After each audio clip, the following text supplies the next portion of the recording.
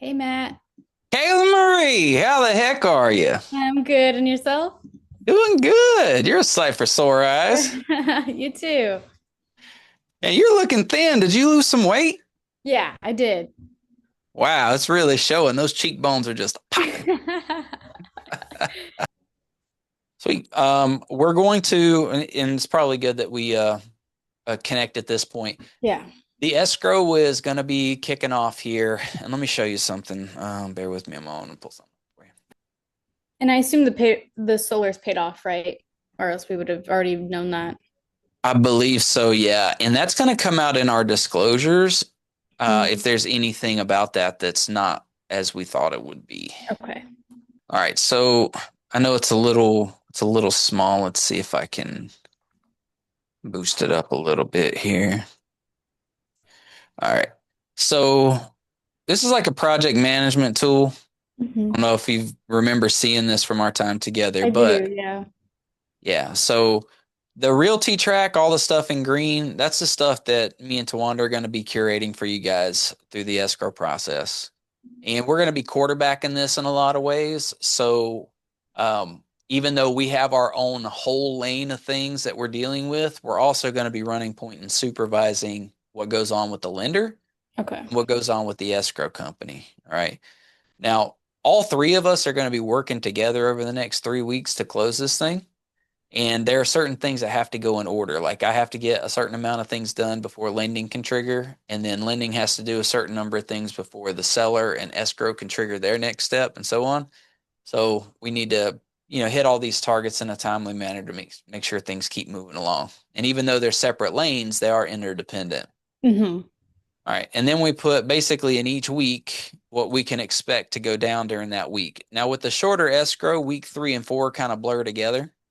But week 1 and 2 generally are pretty fixed in the, Okay. you know, the span that they're in.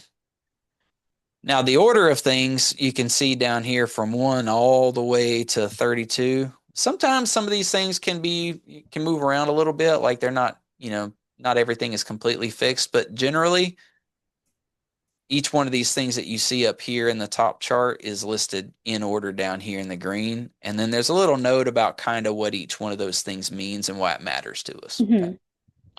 So depending on what type of person you are, me, I like the, interdependent view, but some people just like the, give me the sequential view. Yeah. All right. So home inspection getting scheduled.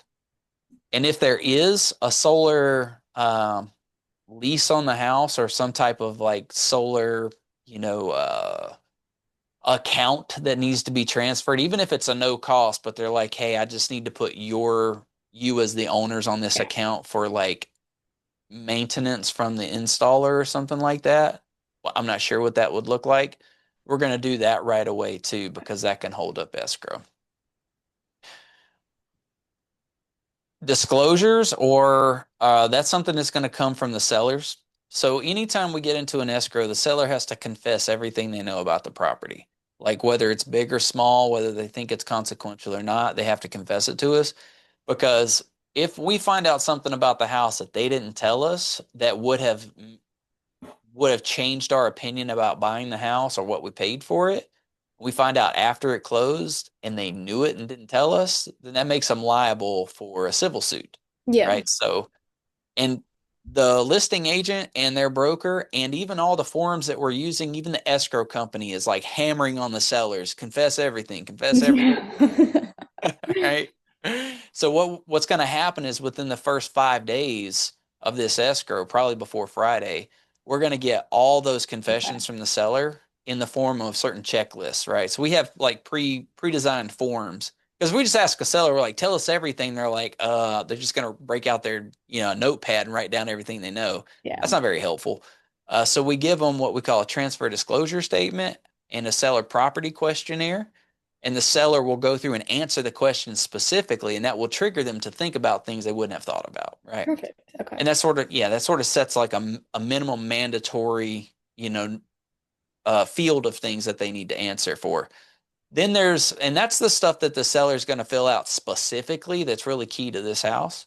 But then also there's going to be a whole list of reports that they order from third party services that are going to tell us about the flood zone, fire zone, earthquake zone, tax zones, and stuff like that, where this house, is located, that they're on the hook by law to give us.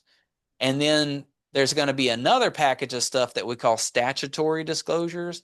Statutory disclosures would be for any house pretty much anywhere in our whole market area. It's things like Megan's Law database, Hmm. lead-based paint, low, flow water fixtures and stuff like that, wildfire advisories. It's just a bunch of required reading stuff. They're like, hey, you're a buyer, be aware. Here's your big Yeah. package of stuff to read that no one ever reads it. But by law, the sellers have to make sure you get a copy of all that Yeah. stuff. So when we say disclosures, that's that whole package that we're talking about. Once we get those from the seller, you and I will go over them together and just go line by line, and I'll try to break down what makes sense, and the stuff that doesn't make sense I'll go back to the seller and get answers for, so we Okay. know what we're getting into. So don't be too stressed about that. Yeah. Yeah. And then we're going to be, if there's something we find on the home inspection in this first week, then we'll submit a request for repairs for it and then try to negotiate getting that done, either getting it fixed or getting a credit for it. If we're really happy with this and the inspection, between the disclosures and our inspection, with everything that we get, we can go ahead and sign off this first investigation contingency, which we currently have set at the 10-day mark, which Hmm. means uh, it would be like maybe Wednesday of next week, something like that, before this Okay. contingency is due to be signed off. And the way it works is, if we're happy with all this stuff, we just sign that off and we say, hey, yeah, let's keep this escrow moving forward. If we're not happy and the seller won't give us the repairs and stuff that we want, if we haven't signed off this contingency, we can cancel this escrow, keep Hmm. our earnest money deposit, and then go back out to the market. No harm, no foul. The second week is when we have an opportunity for the next set of contingencies, which is the appraisal contingency. Using a VA loan, the house has to appraise for what we're offering for it. I have zero doubts we're going to hit that, no problem. Yeah. But it has to be that way. So we need to give. I think they've got like 10 days now. It used to be like 14 days. I think they're down to like 10 days that they got to go out there, perform this appraisal, and then get us their results. If the Okay. appraisal comes in at value, great, we sign it off and move forward. If it comes in below value, then we're either going to walk away or we're going to renegotiate the price, maybe the price or credit situation with the Yeah. sellers. That way we can move forward at that Okay. point. If they're unwilling to compromise and they can't meet us in a situation that works for us, cool. We walk away, and because we didn't sign off this contingency, we keep our owner's money deposit. Okay. And then that brings us to the third week, where this is where the lending stuff really comes into play. See, the lenders, they start their process down here and they're working on all the things that they need to work on, but it takes time to put that package together. And they're going to be constantly asking you for new homework to do for them. So just be prepared for it. Updated bank statement, updated pay stub. Oh, I need a statement. Like, sign this. They'll type out a paragraph for you about an expenditure you had 3 years ago. Oh They're like, gosh. you need to explain why you bought 50 pounds of cat food back in 2022 or whatever. And you're like, this is so dumb. Why? Don't ask why. Just comply. Just Fair enough. whatever, because it doesn't even matter. You're just trying to like satisfy the lending gods, because they've got Yeah. this ridiculous checklist of things that they have to sign off so that they can have a legal file, to close. It's silly, but just do the Hmm. best you can with it. Anyways, they're going to be working on that all the way through until we hit about the third week. Once we get to the third week, then we're going to be talking with Dom and say, hey, how are we doing on this loan? If he's like, hey, man, I green light you guys, I think you're going to be good. You can go ahead and sign off this contingency. If we can't get approval of the loan, or the lender comes back and says, I can't give you guys as much as you wanted because X, Y, and Z, or hey, this house needs certain repairs that the appraiser called out and the seller won't do the repairs that the appraiser says need to be done, that means the bank, you might be happy with a hole in the floor, but the Yeah. bank says they won't fund it if it's got a Hmm. hole in the floor. Well, if those lender required repairs don't get done, then you don't sign off this third contingency, and if you don't sign off the third contingency, then we cancel, we walk away, you keep your earnest money deposit. Hmm. But that's probably not going to happen. You're probably going to get approved, no problem. And then the repairs will get completed, termite clearance will get done. And then at that point, we're like really like we're set. We got all three contingencies signed off. The house is in good order. We're ready to start closing. And that leads us to week 4, which is the closing week.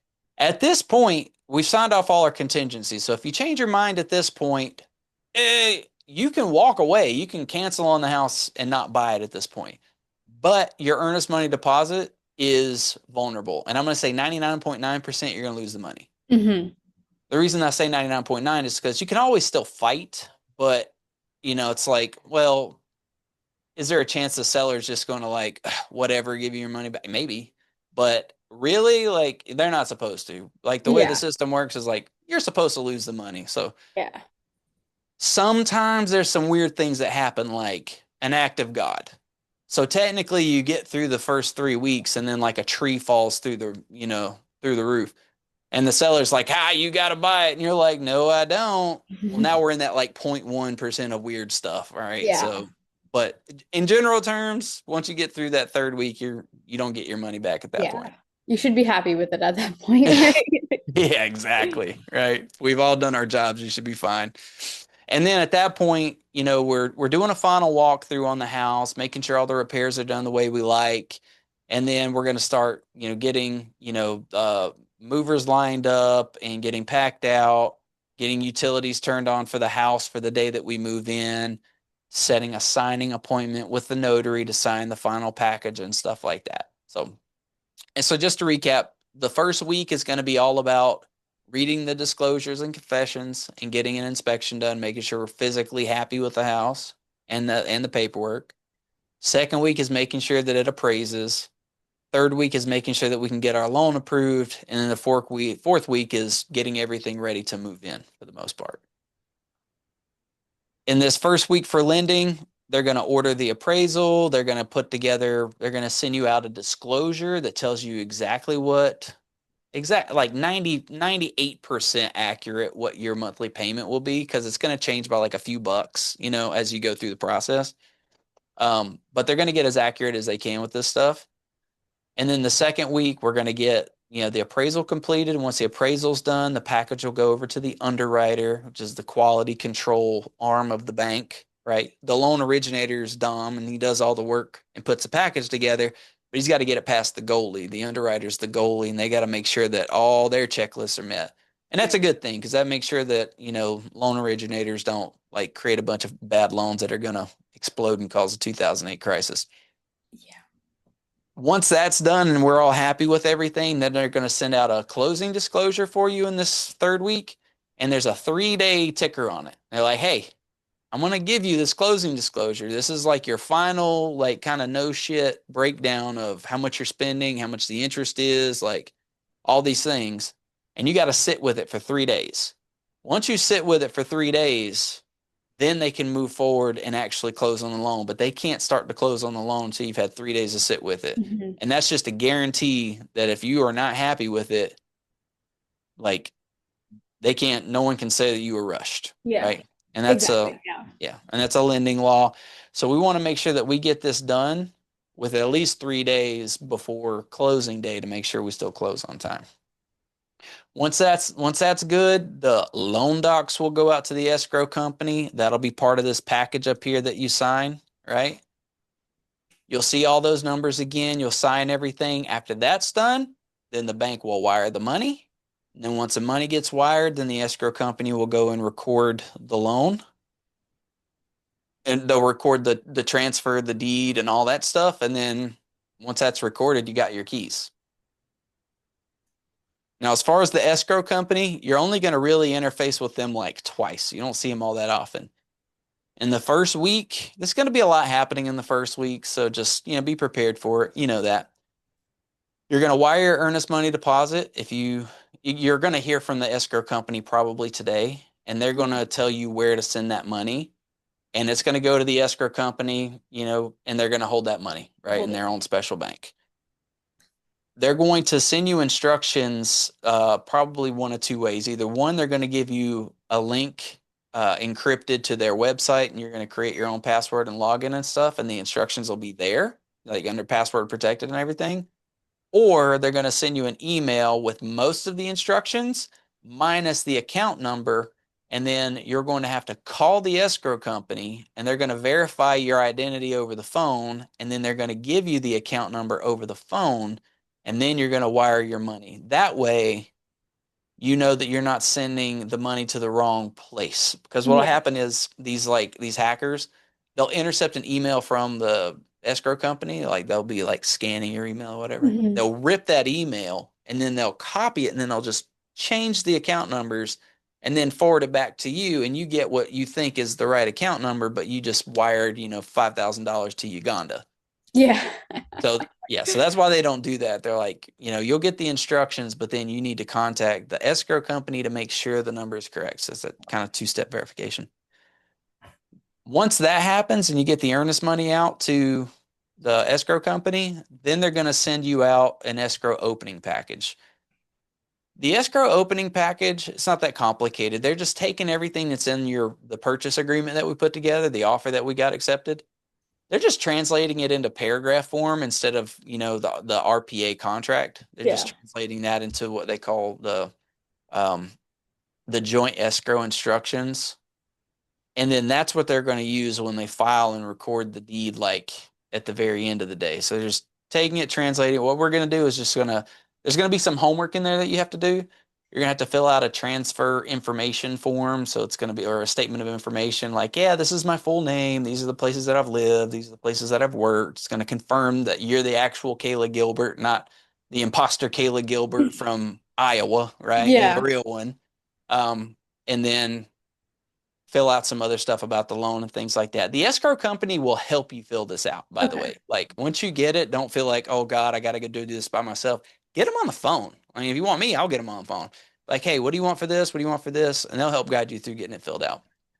And then you'll send that off to those guys. You won't really hear from them until the very end. And then once they get all this other stuff, all this other homework that we're doing with the inspection and appraisals and the loans and stuff, once we're good with all that, then the escrow company pops back in action. They're like, hey, great.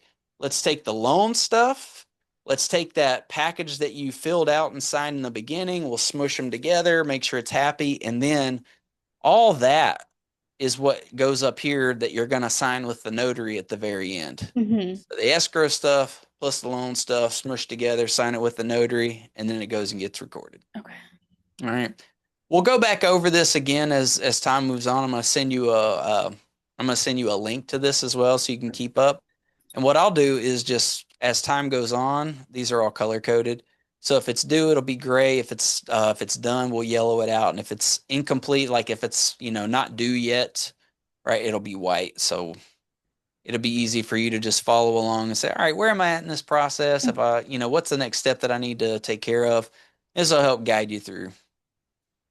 I feel like some people really like it helps if they know how many steps are remaining and how many steps they've completed. That way Yeah. they're not so lost and aren't calling me every 5 minutes Oh like, I my feel God. like I should be doing something. I'm like, did you look at the tracker? Yeah. Like, yeah, there's nothing on it. Like, then breathe deep and take a Breathe walk, go to deep. the I like beach.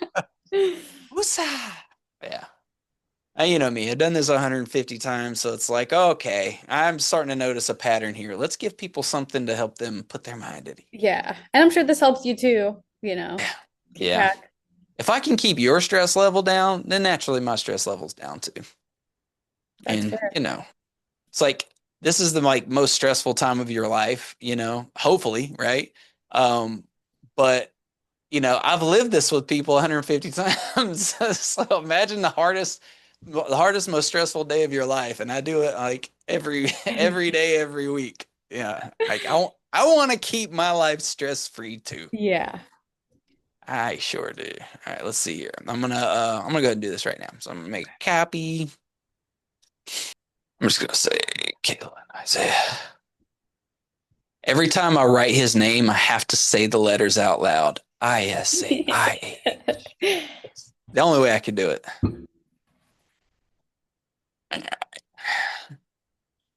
And so now And we're officially in escrow. officially in escrow. Well, some Ish. people might say officially doesn't start until you wire your earnest money deposit. So it's like, I guess there's layers to it. You're semi Yeah. officially. But yeah, once you put money in the pot, then it's damn sure official. Hmm. Okay. Yeah, I was just wondering, the listing still says for sale, so I don't know if they were waiting to put pending They'll until usually do that. that like the first weekday, like so we got it accepted over the weekend. They'll usually like Yeah. do that at some point during the day, like, on Monday. Hmm. Or sometimes they'll wait until they get earnest money deposit to flip it over. But Yeah, it'll happen. It's just part of a for sure. process. Share anywhere. Boom shakalaka. Now we're cooking. I'll actually go ahead and deal with some of these things. So we'll find out about the solar transfer because I don't know about that one yet. Hmm. We're waiting on no fill on this guy. Disclosures.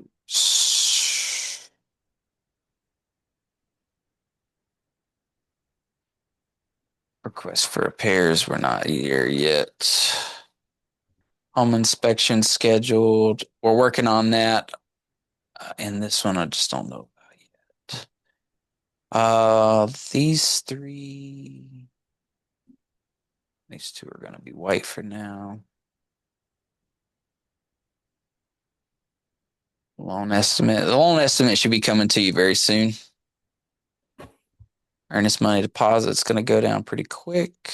And then the opening package will be right behind that, but we're not there yet. I'll update the dates over here as well. Okay. So we're ready to roll there.